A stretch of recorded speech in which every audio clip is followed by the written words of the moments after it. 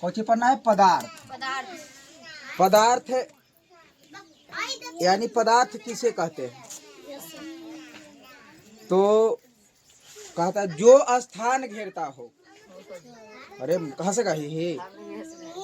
जो स्थान घेरता हो जिसमें भार हो, जो स्थान घेरता हो जिसमें भार हो, जो दबाव डालता हो उसे क्या कहते हैं?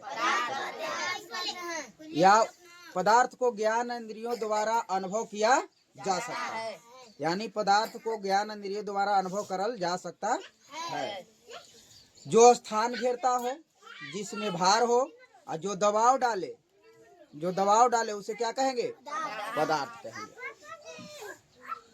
स्थान घेरना मतलब कोई भी चीज के मान को ले लो, ईटा, ये किताबें ले लो, ईटा छोड़ो, ये किताब है, तो किताब को अगर कहीं रखेंगे तो ये स्थान घेरेगा कि नहीं घेरेगा? आइए धरती पर रख दो तो ये धरती को और दबाव डालेगा कि नहीं डालेगा? तो जो स्थान घेरता हो, जो दबाव डालता हो, जिसमें भार हो, इसमें कुछ वजन होगा, तौलेगा तो इसमें वजन होगा कि नहीं होगा? तो जिसमें वजन हो, जिसे हम ज्ञान इंद्रियों द्वारा अनुभव कर सके। हवा को अनुभव न करते हैं, हवा को अनुभव करते हैं, वो भी पदार्थ है। यानी कि दुनिया में जितना ये देखने वाली चीज है, यानी आंख से हम नंगे आंख से जिसको देख रहे हैं उसे क्या बोला जाएगा? पदार्थ बोला जाएगा। जैसे ईटा, लोहा, लकड़ी, कल, जितना भी दुनिया के सारा सामान है उसे पदार्थ के अंतर्गत रखा, उसे क्या कहेंगे? पदार्थ कहेंगे। अब पदार्थ जो है दो भागों में बटा। पदार्थ कितने भागों में बटा? 2 भागों में। पदार्थ को 2 भागों में बांटा गया, भौतिक अवस्था के आधार पर और रासायनिक अवस्था के आधार पर। तो पदार्थ का भौतिक अवस्था क्या है? तो वैसा पदार्थ यानी पदार्थ का वे अवस्था जिसमें पदार्थ के भौतिक गुणों के बारे में अध्ययन किया जाए, मतलब भौतिक गुण के बारे में जाने। रंग, रूप, आकार पदार्थ के कोई कहलाता है? भौतिक गुण। मतलब कोई कहेगा कि पदार्थ गोल है, लंबा है, तो इस रंग का है, तो रंग, रूप, आकार को भौतिक गुण में रखा गया। यानी पदार्थ के जिस अवस्था में भौतिक गुणों के बारे में अध्ययन किया जाए, पदार्थ का भौतिक अवस्था कहलाता है। पदार्थ के भौतिक गुणों के बारे में अध्ययन पदार्थ का भौतिक अवस्था कहलाता है। और पदार्थ के रासायनिक गुणों के बारे में अध्ययन पदार्थ का रासायनिक अवस्था कहलाता है। वैसा अध्ययन जिसमें पदार्थ के रासायनिक गुणों के बारे में अध्ययन किया जाए, पदार्थ का रासायनिक अवस्था कहलाता है। अब रासायनिक अवस्था क्या है? जैसे मान के चलो दूध से दही बन जाएगा, दूध से दही बन जाता है, लेकिन दही से दूध बना देगा? नहीं सर। पदार्थ का वैसा अवस्था जिसमें पुनः उस रूप में पदार्थ दोबारा न आए, पदार्थ का रासायनिक अवस्था कहलाता है। जैसे मान के चलो कोई चीज को जला दिया, लकड़ी को हम लोग जला देते हैं, फिर लकड़ी बना देगा, तो पदार्थ का कौन अवस्था कहा जाएगा? रासायनिक अवस्था। रासायनिक अवस्था न कहा जाएगा। यानी कि दुनिया में जितने जो चीज जलने वाली है उसे रासायनिक अभिक्रिया कहा जाता है, अभिक्रिया। लेकिन दिल का जलना क्या है? भौतिक परिवर्तन। तो पढ़ा रहे हैं पदार्थ, पदार्थ का परिभाषा लिखेंगे, लिखो।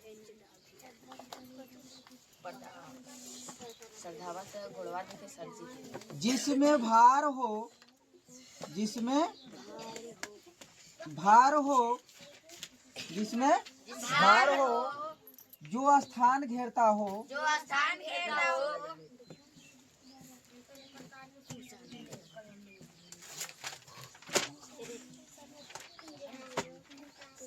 जो दबाव डालता हो,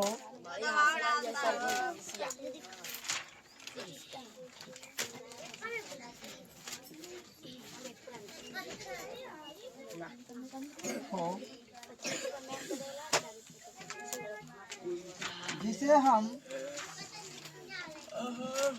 ज्ञान इंद्रियों द्वारा द्वारा अनुभव कर सके,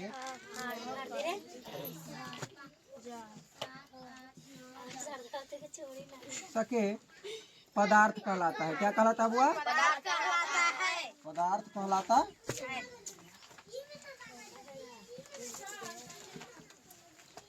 कहने का मतलब पदार्थ का परिभाषा है जिसमें भार हो, जो स्थान घेरता हो, जो दबाव डालता हो, जिसे हम ज्ञान इंद्रियों द्वारा अनुभव कर सके, पदार्थ कहलाता है। पदार्थ कितना भागों में बटा बाबू? पदार्थ को 2 भागों में तोड़ा गया, भौतिक अवस्था और रासायनिक अवस्था। तो हम रासायनिक अवस्था को पहले छोड़ देते हैं। भौतिक अवस्था के आधार पर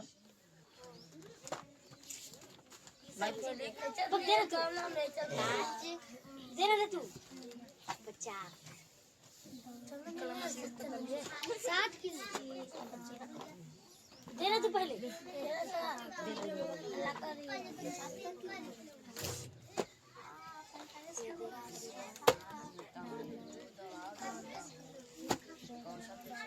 देख ना तू तो फिर दे ना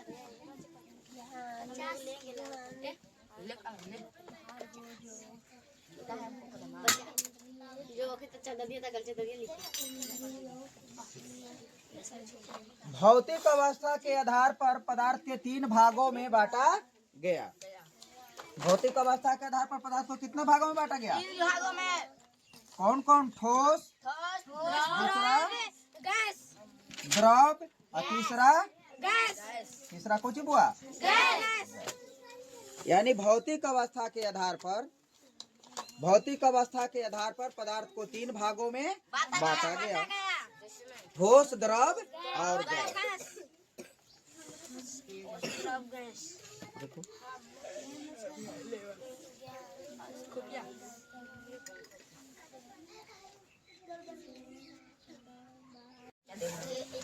देखो भौतिक अवस्था के आधार पर पदार्थ को 3 भागों में बांटा गया। मतलब भौतिक अवस्था के आधार में पदार्थ कितना भाग में बटा? 3 भागों में। यानी भौतिक रंग रूप भौतिक अवस्था के आधार पर पदार्थ को कितना भाग में बांटा गया? 3 भागों में। वो कौन कौन? ठोस, द्रव और गैस। ठोस, द्रव और गैस। तो अब हम बारी बारी से ठोस क्या है, ठोस के बारे में समझेंगे, फिर द्रव के बारे में समझेंगे, फिर गैस के बारे में समझेंगे। ठोस क्या है? यानी ठोस क्या है? क्या है? ठोस किसे कहते हैं?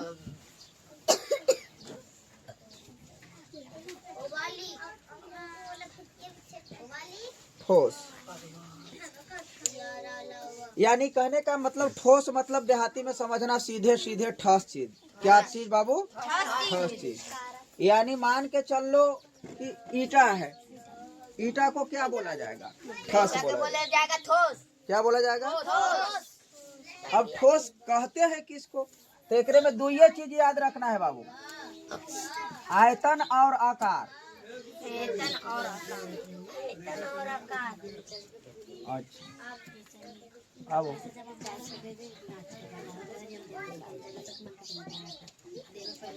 आयतन और आकार। तो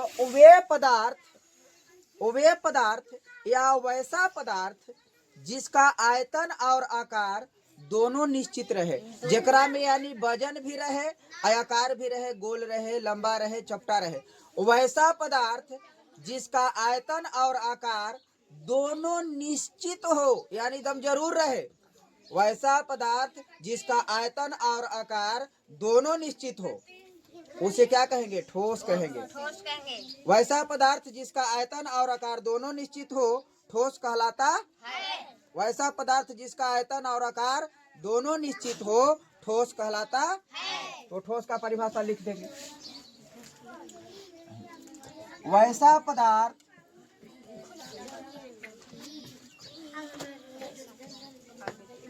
ठोस जैसा पदार्थ। ठोस वैसा पदार्थ। ठोस वैसा पदार्थ।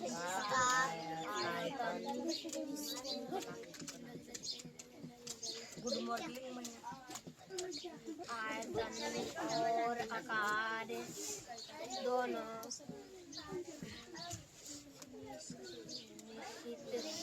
निश्चित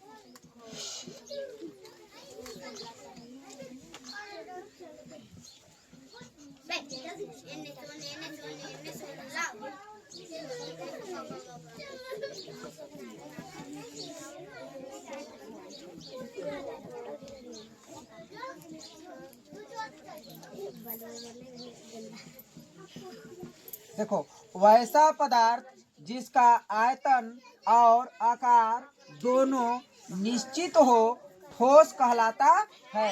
जैसे में लकड़ी, ईंटा इत्यादि।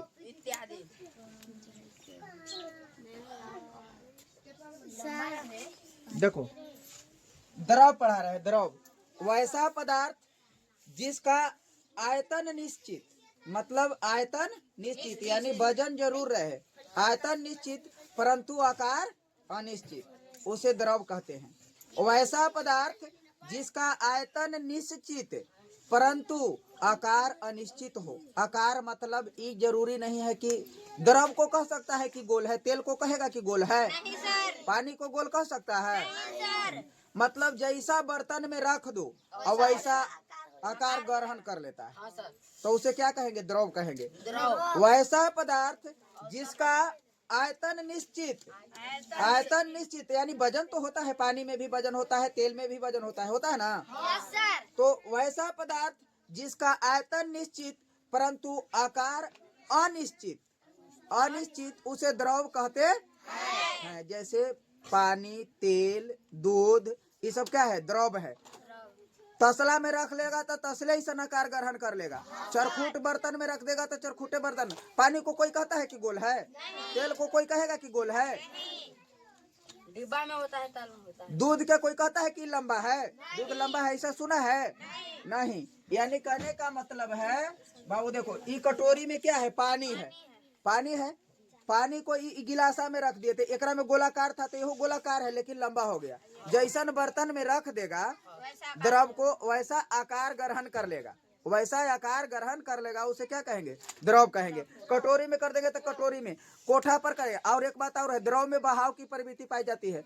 द्रव को अगर कोई एक जगह रखेगा तो ढलान की ओर ढलने लगता है, ढुलता है ना रे। अपने से गिलासा के पानी के किधरो कोठा पर रख दे, जिधर ढाल रहा है उधर माहे जा करके चल जाएगा, टुघरने लगेगा। तो उसमें क्या उसे बोला जाता है? द्रव में बहाव की प्रवृत्ति पाई जाती है। और एक बात और समझ लेना है कि पानी जो है बाबू, पानी तीनों अवस्था में पावल जाता है। पानी के अवस्था में पाया जाता है? तीनों अवस्था में पावल जाता है। पानी ठोस में भी पानी पाया जाता है। जैसे बर्फ जम गया तो पानी का रूप है, तो कौन अवस्था हो गया? ठोस। और जो द्रव अवस्था में, तो द्रव अवस्था में है ही है। और गैस अवस्था में भी पानी पावल जाता है। जैसे कुहा देखा है, बाष्प बन जाता है, तो गैस अवस्था में पानी कितने? तीनों अवस्थाएं में पाई जाती है। पानी क्या है बाबू? तीनों अवस्था में। पानी एक ऐसा पदार्थ है जो तीनों अवस्था में पाया जाता है, ठोस, द्रव और गैस। बर्फ जमल है तो पानी के कौची कहवा है? ठोस। ऐसे पिघलल है पानी तो उसको क्या कहेंगे? द्रव। अब भाप बन के तसला में से जब उड़ता है तो उसको क्या कहेंगे? गैस। तो द्रव पढ़ा रहे हैं। तो वैसा पदार्थ, उसी बात को लिखना है, वैसा पदार्थ, वैसा पदार्थ जिसका आयतन निश्चित, आयतन निश्चित, निश्चित, निश्चित परंतु, परंतु आकार, आकार अनिश्चित हो, अनिश्चित हो, अनिश्चित हो, द्रव कहलाता है। क्या कहलाता है बुआ? द्रव कहलाता। जैसे, जैसे में दूध, दूध, तेल, पानी इत्यादि, इसको क्या बोलेंगे? द्रव। अब रहा बाबू किसका बात? अब द्रव के बाद रहा गैस का। क्या बाबू?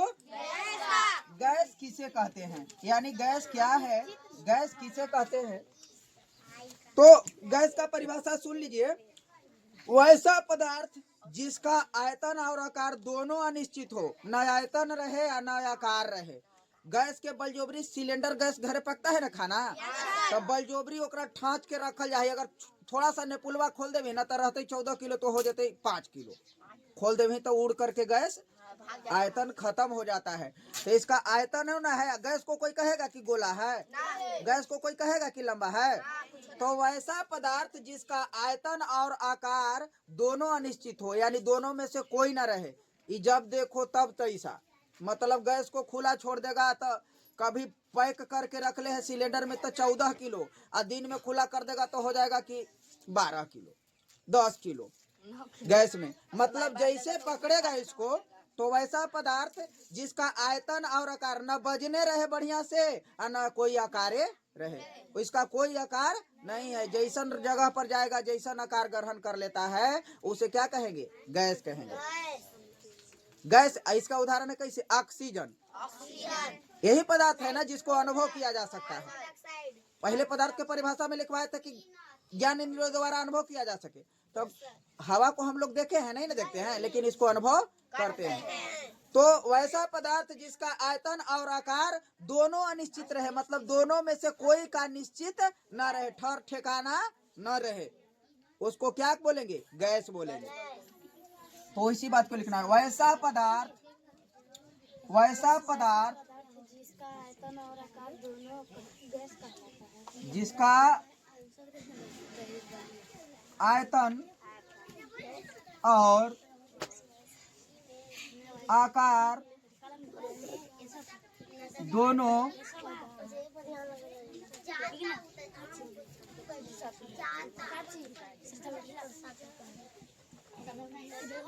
आयतन और आकार दोनों अनिश्चित हो ठोस कहलाता है।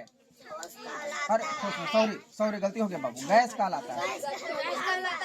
गैस कहलाता है।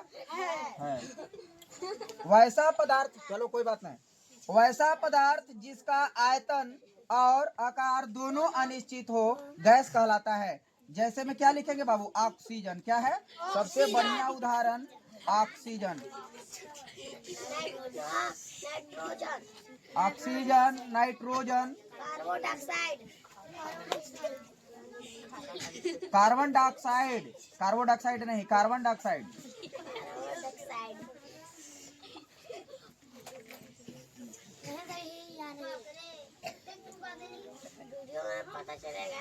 हो गया ना रे? तो वैसा पदार्थ जिसका आयतन और आकार दोनों अनिश्चित रहे उसे गैस कहते हैं।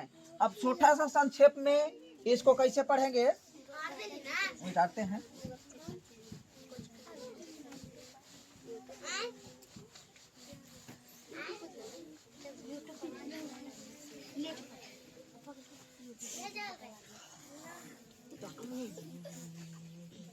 पदार्थ जो है बुआ कितने भागों में बटा बुआ?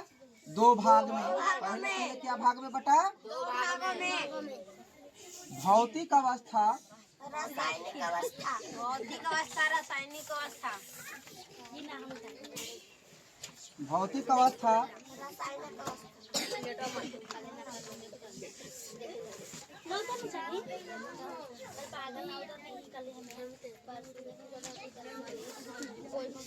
पदार्थ कितने भागों में बटा? भौतिक अवस्था के आधार पर, रासायनिक अवस्था के आधार पर। पदार्थ को 2 भागों में बांटा गया, एक भौतिक गुण पर और एक रासायनिक गुण के आधार पर पदार्थ को बांटा गया। तो भौतिक अवस्था के आधार पर पदार्थ 3 प्रकार के होते हैं, ठोस, द्रव और 3 प्रकार के, ठोस, द्रव और गैस। और रासायनिक अवस्था के आधार पर भी पदार्थ 3 प्रकार के होते हैं, तत्व, यौगिक और मिश्रण।